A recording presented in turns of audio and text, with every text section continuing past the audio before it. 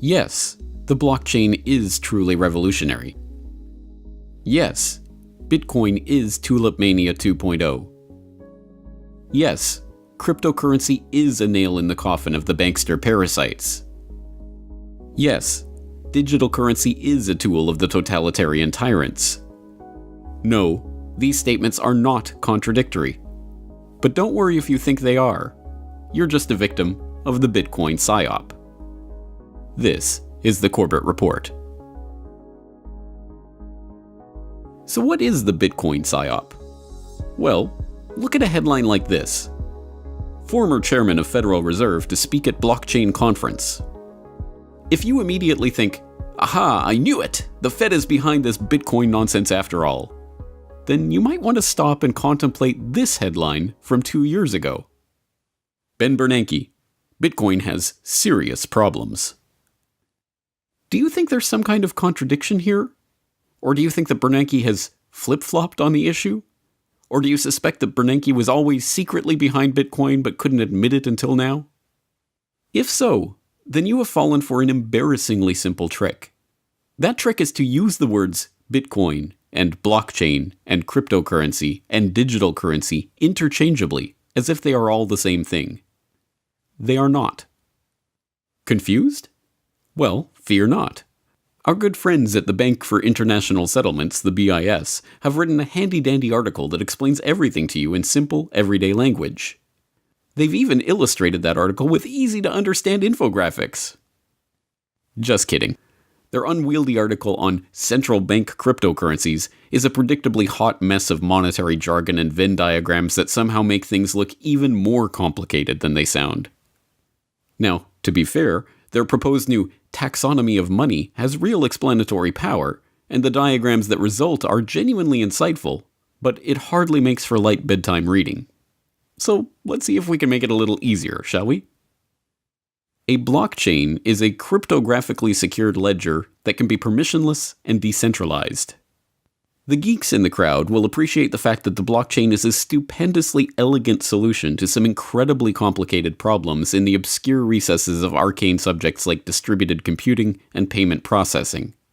But for the non-geeks, perhaps this will suffice. Some of the oldest documents ever discovered have been ledgers of one sort or another. Medical records, legal and business contracts, accounting ledgers. As long as there has been civilization, there has been the need for secure and accurate record-keeping of transactions and events. And since the birth of civilization, there has only been one way to keep those records. A system where a recognized central administrator stores, secures, and updates that ledger. Until now, that is. With the advent of the blockchain, an accurate ledger can now be maintained without a single central point where that information is stored, maintained, or updated. Registrars? Notaries? You might as well be talking about farriers and chimney sweeps. So how does it work? And what does it do? Mike Maloney, the filmmaker behind the popular Hidden Secrets of Money documentary series, describes it this way. The system that Bitcoin runs on is called blockchain. Think of it as a modern version of an old-fashioned bookkeeping ledger, but instead of a handwritten list of entries and calculations, a blockchain is a digital list of entries and calculations. A block is simply a bundle of transactions. Think of a block as a whole page of transactions in the old-fashioned ledger. A blockchain is just a chain of blocks. It's the same as a whole series of pages in the old-fashioned ledger. Easy, huh? Here's how it works. The Bitcoin blockchain actually exists in every one of the millions of computers on the network as exact copies of each other. However, for this example, so that we can zoom in and you can really see just how a blockchain works, I'm going to show it as one giant blockchain in the middle of a small network of computers. Let's follow a pizza transaction with Bitcoin. When the transaction occurs, it first appears on the network in a pool of unconfirmed transactions, along with thousands of others from all around the world. Millions of different computers from the network then gather some of these transactions and place them in their own blocks. The computers are all creating blocks constantly in the hope that theirs will be the next one added to the official chain. A new block is added to the chain every 10 minutes or so, when one of the computers wins the right to have its block recognized as the next in the chain and is rewarded with a prize of newly created bitcoins. The way a computer wins the prize is by trying to guess the answer to an extremely difficult math problem. In fact, the problem is so difficult that even with millions of computers making guesses billions or even trillions of times per second, it still takes roughly 10 minutes to find the answer. Once one of the computers guesses the correct answer and wins, all of the millions of computers on the network that did not win are instructed to throw away all the work they have done, update their ledgers with the block from the winning computer, and start again with a new math problem. In doing so, the computers use an immense amount of power and cost a literal fortune to run. So why do they do it? Because it can be very profitable. This is where the term mining for bitcoins comes from. Instead of striking gold by mining for precious metals in the wilderness, these computers are hoping to strike Bitcoin by mining precious numbers on the blockchain. But talking about the blockchain is like talking about the printing press. Yes, it's revolutionary. Yes, it will change the course of history. But what specifically does it print? Well, whatever you want it to, of course. A papal bull or the 95 Theses, the 9/11 Commission Report or the Road to 9/11, a GMO cookbook or the Anarchist cookbook, colorful pieces of toilet paper or Federal Reserve notes, but I repeat myself. So what does the blockchain record? Well, whatever you want it to, of course. It can be used as a tool for creating smart contracts, or registering land ownership, or creating decentralized cryptocurrencies. This is where Bitcoin comes in. So what is Bitcoin? Bitcoin is a peer-to-peer cryptocurrency whose transactions are recorded in a public blockchain ledger. There are 3 things to note about this description of Bitcoin. First, Bitcoin is just one application of the blockchain ledger technology. They are not the same thing. Bitcoin is not blockchain. Blockchain is not Bitcoin. Bitcoin uses the blockchain innovation to run an electronic payment system. It's important to stress this point. Confusing these terms is a purposeful tactic that a lot of 21st century snake oil salesmen are using to sucker a public that sees the Bitcoin bubble and believes this is the next great investment opportunity. This baffle them with BS technique has been ridiculously effective in some cases. In one infamous example, the Long Island Iced Tea Corporation recently rebranded as the Long Blockchain Corporation. They still make iced tea, they just added blockchain to their name, and the market responded. The company's stocks tripled overnight. This is the exact phenomenon we saw emerge during the dot-com bubble, when any company that added .com to their name saw their stock price rise. And it is a sure sign that people are being baffled by techno-speak that they don't understand in the slightest. Andreas Antonopoulos provides some straightforward advice for separating blockchain from BS. So let's get started. What exactly is going on here? Is this the greatest technological innovation and explosion of innovation since the mobile internet, or maybe even the internet itself? Or is this the greatest load of hype ever arranged around a technology in the history of technology? Both. And in fact, that's a characteristic of advanced technologies.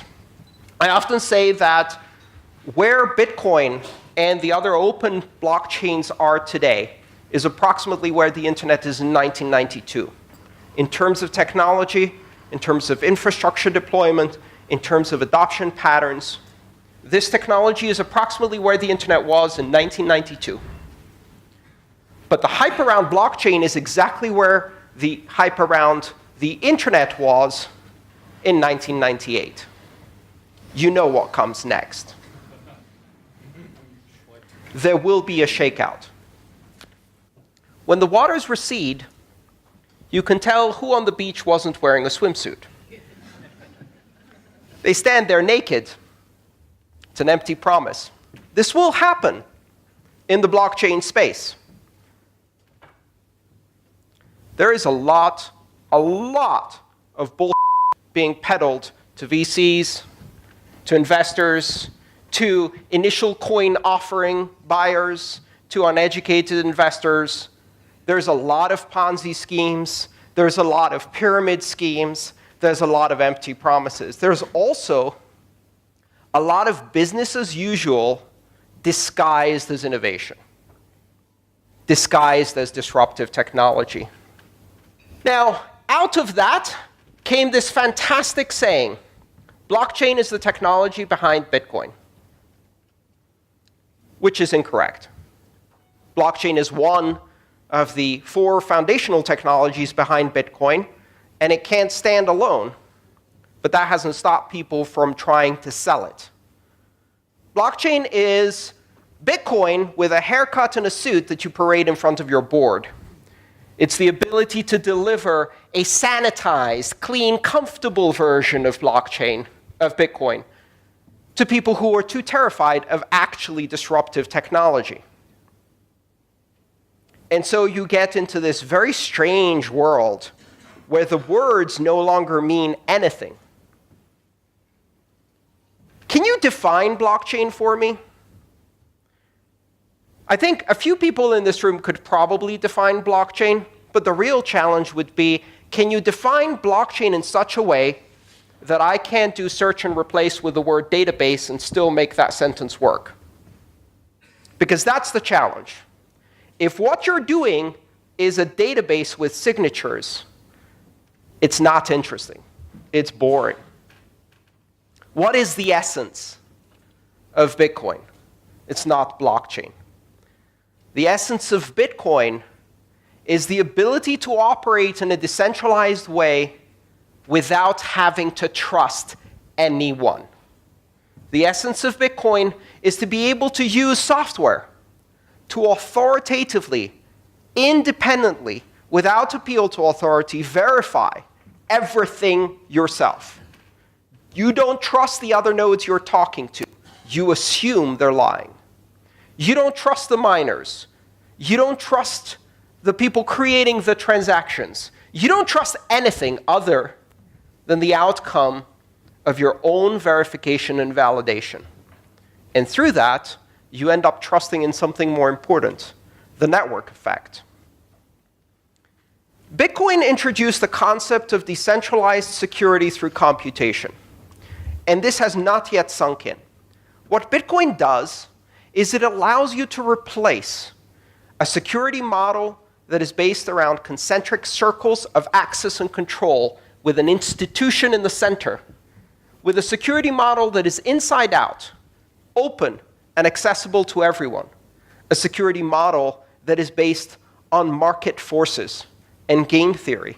It is the first market-based security model, where a series of incentives and punishments ensure that the ultimate result is you can trust the platform itself as a neutral arbiter that is not controlled by anyone, without third parties, without intermediaries. Bitcoin revolutionizes trust. The second thing to note in our definition of Bitcoin is that it is a cryptocurrency. That means it uses cryptographic functions to secure and verify transactions on the network and to control the issuance of new units. Bitcoin conforms to a certain protocol, and that protocol defines the rules by which the Bitcoin network operates. You can tweak those rules and create similar but separate payment systems, each with its own qualities. These Bitcoin-like cryptocurrencies are called altcoins. Thirdly, Bitcoin uses a specific kind of blockchain ledger called a public or permissionless blockchain. This means anyone can join the network and contribute to the maintenance of the ledger, mining in the Bitcoin parlance. There is another kind of blockchain called a private or permissioned blockchain that requires nodes to be invited to join the network or otherwise given permission to participate in maintaining the ledger. And as a further level of analysis, it should be noted that all cryptocurrencies are digital currencies, but not all digital currencies are cryptocurrencies. Oh, and then there's virtual currencies, which are technically speaking another thing altogether. Okay, this is starting to get confusing, isn't it? This is about the point where we'd need to bust out the Venn diagrams and start coloring the overlapping parts, right? Well, if you followed all of this, good for you. If not, don't sweat it. The point for today is simply to recognize that there are a lot of separate but related concepts here, and to talk about them as if they are all just one big monolithic thing is not just unhelpful, but purposefully misleading. So, with all of this in mind, let's look at those Bernanke headlines again. Former chairman of Federal Reserve to speak at blockchain conference. And Ben Bernanke, Bitcoin has serious problems. Are you at least beginning to get a handle on how these headlines are not contradictory? How it could be that a central banker could be interested in blockchain technology, but dislike the Bitcoin application of that technology? If not, think of it this way. The same DVD player that can play Century of Enslavement can also play The Federal Reserve and You. The same printing press that can print Crossfire, the plot that killed Kennedy, can also be used to print the Warren Commission report. The same web browser that can take you to CorbettReport.com can also take you to nytimes.com. And no, I'm not recommending that you go there. So yes, the blockchain could be used to create digital currencies that represent the very vision of a totalitarian tyrant's wildest wet dream. Central banks could use private blockchains to administer national digital currencies that permanently record and track every transaction in the economy. That currency could be distributed through government-issued digital wallets that act as an individual ID and allow the government to track everything you ever purchase back to you personally. It could be used to create the perfect system of panoptic oversight, and the totalitarians could, as sole proprietors of the private blockchain, target anyone they saw as a threat for removal from the economy by simply revoking their wallet. And yes, the blockchain could be used to create a digital currency that represents the bankster's worst nightmare. Free individuals could use a public blockchain to create a cryptocurrency not issued by or subject to any central authority. Or they could use it to raise untaxable crypto funds for agoristic startup ventures through unregistered ICOs. Or it could be used to transfer value or property instantaneously across the imaginary lines on the map that define the supposed boundaries of the would-be tyrants' geographical monopolies without the permission of said tyrants. Are you starting to get the picture? A gun can be used by a jackbooted minion of the police state to murder you and your family, or it can be used by you to defend yourself and your family. It is a tool, just like the blockchain, and can be used for good or for ill. So, what I'd like to equip you with is a set of criteria to understand when you are being presented with something, perhaps to invest, or to be employed, or to engage in some way. And it calls itself a blockchain, or a distributed ledger, or one of these other names that are coming out. How can you tell? Blockchain or bullshit? They both start with a B. What's the difference? If you can replace the word blockchain with database and the brochure reads the same, it's business as usual. It's not decentralized. It's not borderless, neutral, censorship resistant, open. It reestablishes trust in intermediaries. It's just a database. And that is not disruptive. The idea that we're going to take this technology and use it to improve the operating margins of centralized institutions of trust so that they can continue business as usual, I'd say it's abhorrent, but that's a strong word. It's just boring. Really, really boring. No one got into this in order to make a few billions for a financial services clearinghouse. And if you did, I'm really sorry. That's boring. What's really exciting is the possibility of fundamentally changing the way we allocate trust on this planet, opening up the ability to collaborate, transact, engage on a global level with everyone. Simply by means of downloading an application, you can become part of a giant platform of trust that doesn't care who you are or where you came from, that doesn't require permission to participate or innovate, where a 12-year-old JavaScript programmer has the same influence as power as JP Morgan Chase. More, in fact, because they're doing open source and feeding into a community of collaboration that is creating a tsunami of innovation. Taking this technology and using it to strengthen the same centralized institutions so that they can improve their bottom line is boring. That is not what blockchain is. That's just a database. And it doesn't change anything. In fact, there are some rather disturbing possibilities in this model. Let's think about it for a second.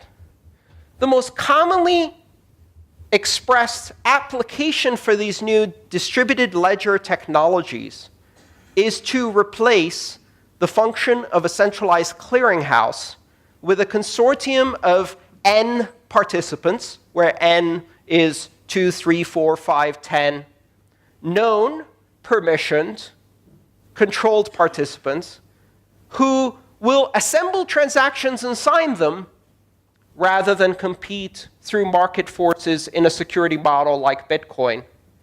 We discard currency as the underlying mechanism for building market-based security. We discard proof of work as wasteful because all it allows you to do is decentralized, secure, neutral, censorship-resistant blockchain. And we trust 5 named parties to sign transactions. At that point, they don't need to assemble these transactions in blocks. They can just sign the individual transactions. They don't need to chain them together, because absent proof of work and a system of currency incentives, rewriting that is easy. There's no immutability. So it's not a blockchain anymore, because there's no blocks and there's no chain. Now that's at a technical level, but let's look at the more important level. What do you achieve by replacing a clearinghouse with a consortium of players? You know, there's something unique a clearinghouse does. If you understand the role of a clearinghouse, one of its most important functions is that it is not a participant in the market. It has no skin in the game. The New York Stock Exchange is not an active trader. That's not an accident. That's called separation of concerns. The clearinghouse is an independent party with oversight that is not a market participant. If you take that party out and replace it with 5 banks, all of which have skin in the game, how do you run a consensus algorithm when the incentives to cheat, front-run, manipulate the market, and break the consensus rules, even adversarially against the other 4 parties, are so high? There's no incentive to keep the consensus rules. All you're doing is you're saying, trust us. We're in a consortium. Trust us? These 5 banks? Where were you in 2008? Where were you when Libor was fixed? Where were you when the gold markets were fixed? Where were you when front-running and high-frequency trading was creating these monsters of crony capitalism? Trust us? Hell no. Removing the clearinghouse and replacing it with, what's the word? It's not consortium. Cartel, that's the word. With a cartel of the same market makers who have manipulated and compromised every market in history, and doing that in a way that closes this from transparency. That's not a recipe for efficiency, immutability, security, transparency. That's not a blockchain. That's a bullshit. it's a very profitable bullshit. It requires you to have confidence in the game. A con game, as it's known. Be careful what you evaluate when you see these technologies taking something whose fundamental purpose is to remove trusted intermediaries and create an open, borderless, neutral system, and turning it into a tool for a bunch of untrustworthy trusted parties to manipulate markets is going to be a disaster. And they're going to do it.